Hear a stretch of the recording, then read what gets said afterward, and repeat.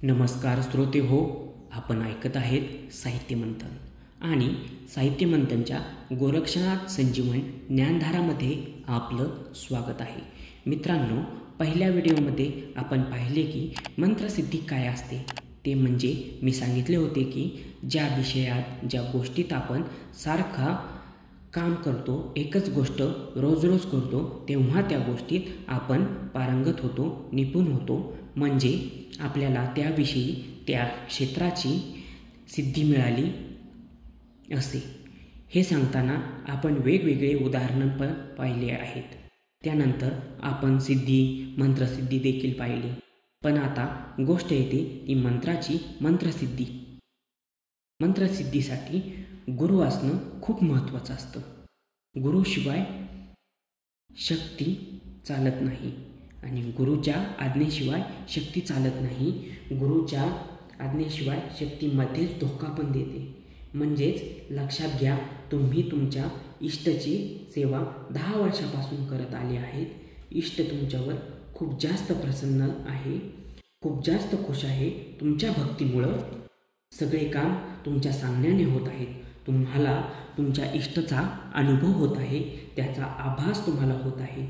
तुमचं इष्टसोबत बोलणं पण होतं किंवा त्या इष्टची सवारी म्हणजेच त्याचं वारं, हवा म्हणतात, ते तुम्हाला येत असेल. अशा वेळेस तुम्ही जर गुरु बनवला नसेल आणि तुमच्याकडून काही चुकीची गोष्ट घडते तर तुमचा इष्टदेव तुम्हाला सोडून निघून जाऊ शकतो. म्हणजे हे तुम्हाला सांगत आहे की तुमचा इष्ट तुम्हाला धोका देऊ शकतो किंवा कुठल्या तांत्रिक, मांत्रिक देवराशाने तुमच्या इष्टदेवाला भोग, प्रसाद देऊन, मोह देऊन जर प्रसन्न केलं आणि त्याला वचनबद्ध करून मागं केलं आणि त्या जागेवर त्याची दुसरी शक्ती बसवली तर तुम्ही काहीच करू शकत नाही. तुम्ही फक्त हातावर हात ठेवून बसतात. तुम्हाला काहीच करता येणार नाही. तुम्ही विचार करताल, मी 10 वर्षापासून साधना केली, मंत्र जाप केला, देवाला, मंत्राला सिद्ध केलं आणि आता असं काय झालं? देवानी माझ्यासोबत बोलणं बंद केलं. काय झालं? माझे होणारे काम बंद झाले. असं काय झालं की मला त्रास व्हायला लागला? घरातलं वातावरण बिघडलं, घरात निगेटिव्ह गोष्टी घडायला लागल्या. कोणतीही दुसरी शक्ती आली जी मला माझ्या घरातल्या लोकांना त्रास द्यायला लागली. असं का होतं? तर असं यामुळे होतं की तुम्ही गुरु नाही बनवला. तुमच्या गुरुने शक्तीला वचनात बांधलेलं नसतं आणि ज्या शक्तीची इच्छा म्हणजे त्याचा भोग, त्याचा दिवस आणि आणखी त्याच्या काही गोष्टी विचारलेल्या नसतात. त्याची काम करण्याची पद्धत ठरलेली नसते, टाईम ठरलेला नसतो. आणि जर गुरु नसेल तर तुम्ही कोणाला विचारणार? तुमची शक्ती निघून गेली, आमचा इष्टदेव निघून गेला, काम करत नाही, मी वेगळ्या वेगळ्या समस्यांमुळं त्रस्त झालो आहे. मग हे कोणाला विचारणार? कोणाला दोष देणार? आणि शेवटचा दिवस येणार आणि तुम्ही तुमच्या इष्टदेवालाच दोष देणार.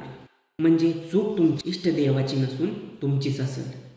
कारण गुरुला ब्रह्मा, विष्णू, महेश यांच्या पण वर बसवलेलं आहे. कारण गुरु आपल्याला ज्ञान देतो, गुरु आपल्याला त्याचा विधी देतो, गुरु आपल्याला मंत्र देतो की कशा प्रकारे आपण याचा जप करायचा, कशा प्रकारे साधना करायची, काय विधी करायचा, ज्याने ही देवता प्रत्यक्ष आपल्यासमोर येईल किंवा आपल्यासोबत असेल आणि आपल्याला प्रत्येक गोष्टीमध्ये मदत करेल, आपल्याला संकटांमधून बाहेर काढेल, आपल्या सुखात आणि आपल्या दुःखात सर्व समस्यांना तोंड देण्यासाठी मार्गदर्शन करेल. म्हणून गुरुला खूप महत्त्व आहे.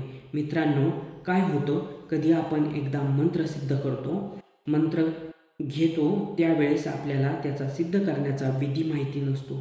तो सिद्ध करतानाच्या वेळी येणाऱ्या समस्या माहिती नसतात. कारण मंत्रसिद्धीसाठी दिशा महत्त्वाची असते, त्याचं आसन ठरलेलं असतं, त्याची जपमाळ ठरलेली असते, दिवसांची माळजाप संख्या ठरलेली असते, काही सामग्री असते, प्रत्येकाचा एक पर्टिक्युलर अजेंडा म्हणजे एक प्रकारचा ढाचा असतो, त्याचा एक प्रकारचा रस्ताच असतो आणि त्याच रस्त्याने आपल्याला जायचे असते. ज्या वेळेस आपण गुरु बनवतो म्हणजे गुरु करतो, जेव्हा गुरु आपल्याला एखादा मंत्र देतो गुरु आपल्याला त्याचा विधी देतो. म्हणजे तो मंत्र आपण सिद्ध कसा करायचा, करताना कुठली दिशा घ्यायची, कुठल्या दिशेला तोंड करून बसायचं, आपण आसन कुठलं घ्यायचं, जपमाळ कोणती घ्यायची, दिवा कोणता लावायचा, साधना कार्यकाळ किती असेल, त्याची वेळ कोणती असेल, देवाचा भोग काय असेल, या सर्व गोष्टी आपल्याला गुरुकडून समजतात. साधनेत येणाऱ्या सर्व समस्यांवर आपल्या गुरुचं लक्ष असते. त्या समस्या, त्या बाधा गुरुच दूर करत असतात. आणि जो मंत्र गुरु आपल्याला देतात ना, तो मंत्र आपल्या गुरुच्या भट्टीमध्येच पहिलाच भाजलेला असतो, परिपक्व झालेला असतो. कारण त्याची साधना जाप आधीच केलेले असतात आपल्या गुरुने.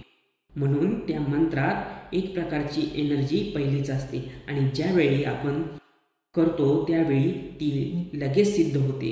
आणि हे तुमच्या मेहनत घेण्यावर अवलंबून असतात. आणि 70% 80% ते गुरुच्या केलेल्या सिद्धीवर, म्हणजे त्यांनी केलेल्या परिपक्वावर अवलंबून असते. म्हणजे त्यांनी किती जाप केले आणि त्यांनी त्यासाठी अवलंबलेली पद्धत म्हणजे विधी, यावर ते ठरत असतं. आणि जेव्हा गुरु तो मंत्र तुम्हाला देईल, म्हणजे एक प्रकारचा ज्वालामुखीच तुमच्या हातात देईल, म्हणजे ते करताना तुम्हाला तरंगे उठतील, अंगातून एक प्रकारची ताकद धावत आहे असे अनुभव पण होतील. तुमची कुंडलिनी जागृत व्हायला लागेल. कारण गुरुनी तुम्हाला मंत्र दिला, त्याचा जाप तुम्ही सुरू केला, म्हणजे तुमच्या गुरुसोबत जोडले गेले. म्हणजे तो मंत्र सिद्ध शक्ती म्हणून काम करेल. म्हणजे तुम्ही जोडले गुरुसोबत, गुरुनी तो मंत्र सिद्ध केला आहे, म्हणजे गुरु जोडले आहेत त्या शक्तीसोबत, म्हणजे त्या इष्टासोबत. कारण गुरुकडे त्याची सिद्धी असते, त्यांना प्रसन्न करून घेतलेली असते. आणि म्हणून तुम्ही समस्यांना तोंड न देता जोडले जाता त्या इष्टसोबत, त्या शक्तीसोबत. आणि म्हणून तुमची साधना खंडित व्हायचा, खराब व्हायचा प्रश्नच येत नाही. आणि जरी काही अडचण येत असेल तर गुरु आहेच ती गोष्ट पुरी करण्यासाठी. आणि सिद्धीच्या वेळेस गुरुच शक्तीला वचनात बांधून देईल की जेव्हा हा तुम्हाला बोलवन त्यावेळेस तुम्हाला याचं काम करायला यावंच लागेल. कारण कोणती शक्ती चालते ती फक्त वचनातच. ते म्हणतात ना, प्राण जाई पण वचन ना जाई. वचनात तर प्रभू राम पण होतेच ना. आणि म्हणून गुरु असणं खूप महत्त्वाचं असतं. गुरुच आपल्याला परिपूर्ण मंत्र देऊ शकतो आणि त्यामुळे आणि होऊ शकतं 1 महिन्यात ही सिद्धी होऊ शकते. म्हणजे मित्रांनो, तुम्हाला ही गोष्ट लक्षात आली असेल. मंत्रसिद्धी काय, कसा सिद्ध करता, मंत्र कुठून घ्यायचा, कुठून ग्रहण करायचा. आणि हा जर तुम्हाला गुरु भेटत नसेल, खूप प्रयत्न पण करून झाले असतील, तर तोपर्यंत काय करायचं, मग तुम्ही मंत्र भेटत नाही म्हणून पूजाच करायची नाही, इष्टाला पूजायचंच नाही, असं काही करायचं नाही, सेवाच करायची नाही, असं काही नसतं. सेवा ही वेगवेगळ्या प्रकारे केली जाते. फक्त मंत्र जापच असतो असं नाही. तर इष्टला आंघोळ घालणे, त्याला रोज भोग लावणे, त्याच्या चालीसा पाठ करणं, स्तोत्र पाठ करणं, त्याचं भजन करणं, या सगळ्या गोष्टी आपल्या सेवेमध्येच येतात. त्यांना दिवा लावणं, अगरबत्ती धूपबत्ती लावणं ही सेवाच आहे. आणि हे सगळं करण्यासाठी मंत्राची गरज नसते. एवढं करायचा अधिकार तर आपल्याला साक्षात परमेश्वराने म्हणजेच भगवंताने दिलेला आहे.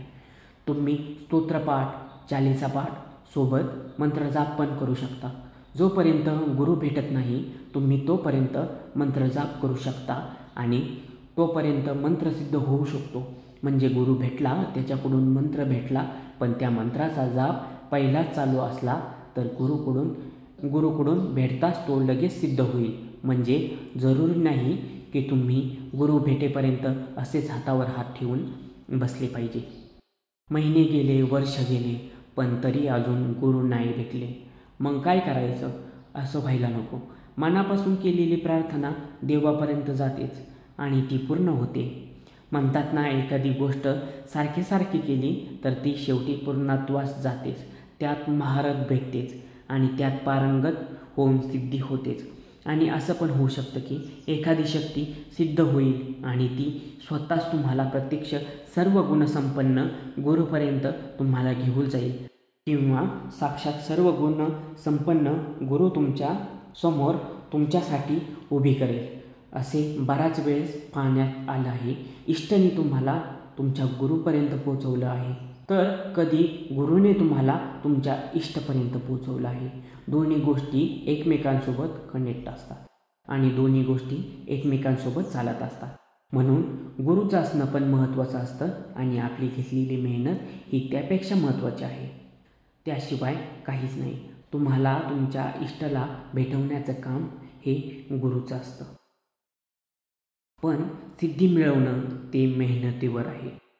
तो मंत्र सिद्ध व्हायला लागला का आपल्या शरीरात हालचाल होईल, तरंगे जाणवतील. 2 भ्रुकुटीच्या मध्यभागात म्हणजे आज्ञाचक्रात ओढल्यासारखं होईल, फिरल्यासारखं होईल. कारण माझ्यासोबत पण असं झालेलं आहे. अंगात व्हायब्रेशन होईल, हातपाय कापतील, डोक्यात फिरायला लागल. म्हणून असं काही झालं तर घाबरून जायचं नाही आणि जोपर्यंत गुरु भेटत नाही तोपर्यंत सेवा करत राहायची. आणि जेव्हा गुरु भेटतील तेव्हा तुमचं काम असंच पूर्ण होईल. मित्रांनो, पुढचा व्हिडिओ मी मंत्रजाप कसा करायचा, त्याचा जपविधी कोणता मंत्र घ्यायचा, इष्ट कसा प्रसन्न करायचा हे सर्व सांगणार आहे. म्हणून पार्ट 3 पाहायला विसरू नका आणि त्या व्हिडिओचे नोटिफिकेशन सगळ्यात आधी मिळवण्यासाठी सबस्क्राईब करून बेल आयकन दाबायला विसरू नका. आशा करतो आजची माहिती तुम्हाला आवडलीच असेल. अशाच महत्त्वपूर्ण माहितीसाठी जोडलेले राहा आपल्या सगळ्यांच्या लाडक्या साहित्य मंथनसोबत. धन्यवाद.